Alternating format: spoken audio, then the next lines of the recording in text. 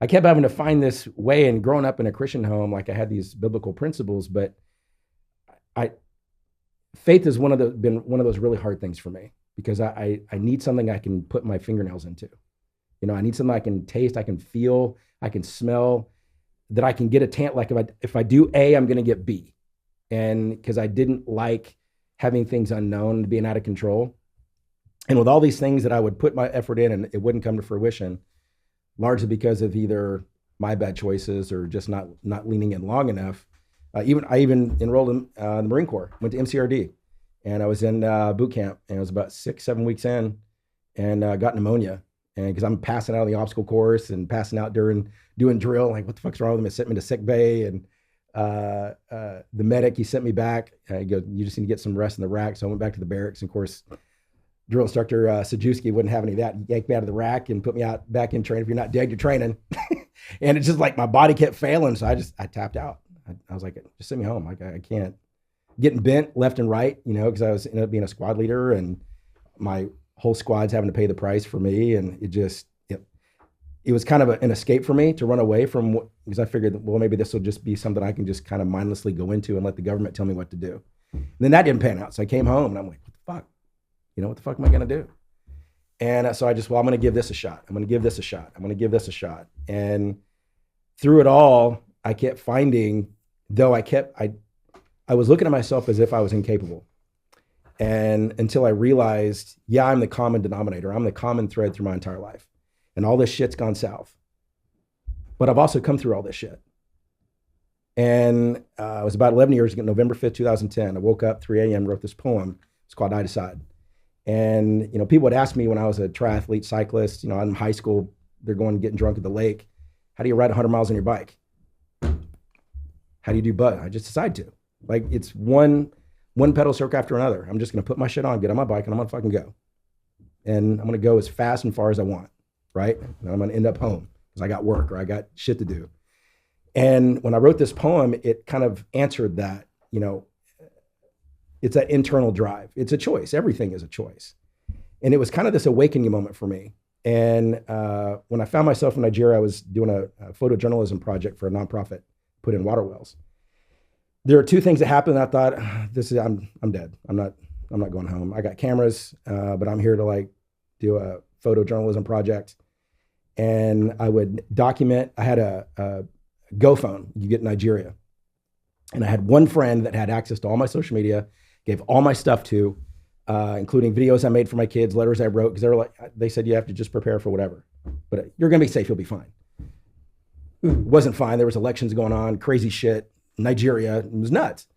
My first international trip out of the United States was landed in Abuja. And then that was a shit show through Lagos. And then going through the country on these back roads, I was the only white guy.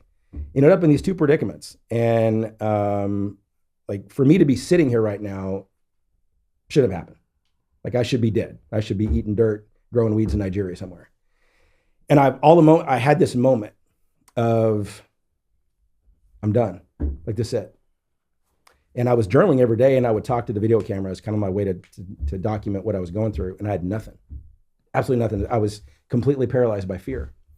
And in my journal, I just sat there and looked at it. Because, talk about sleeping when you're cold. I'm sweating my balls off 24/7 in that country during the rainy season. And it looked like I was taking a shower every day. And the only shower I could get was a bucket with some water, taking a freaking whore bath, if I could get some soap. But every noise, I thought someone was going to be trying to come into the room and, try to snag me up. And I'd never dealt with that kind of fear before in my life. And to the point I couldn't even think. Does that make sense? Of course. And I'm probably talking to the choir here, but yeah, we've been there. Yeah. And I wrote in that book this quote, and it was several months later when I was putting the documentary together, and I kind of had to revisit it. And it was really hard for me. I remember when I came home, I was quarantined for 7 days, and I never left the couch. I'm amazed I just didn't piss myself on the couch because I was just afraid. Like, no lights were on. And I dealt with a lot of social fear for a long time. Sometimes still I'll get like a peripheral, it'll just, all of a sudden I'll get overwhelmed with anxiety. And it was never like that before that, with PTSD. whatever it may be. But for about a year, I struggled. And a lot of guilt too, like coming from Nigeria and seeing people live and how they lived. And I come home and God, how is it that I could be living in the same time frame space and they have so little and then I have so much and yet I'm unhappy. You know, I mean, the beauty that I saw in Nigeria was incredible. Some of the basic needs of survival of the fittest. It was mind blowing to me.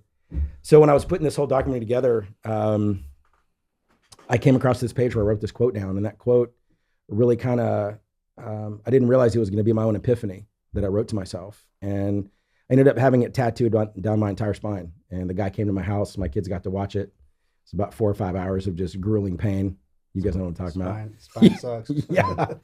And it's been that mantra for me because, you know, my uncle asked me one day, he goes, how are you so positive, you know, from all the stuff you came from growing up? I was like, man, I'm just waiting for my nervous breakdown. Like, I'm just waiting for that trigger to where I'm going to end up like my mom. And didn't never happen. He goes, that's because it would have happened already. And it was this wake up moment. So it was kind of this trigger of like, I've been waiting for something bad to happen. Well, it is going to happen if you wait for it. This is the Team Never Quit podcast. So buckle up, Buttercup.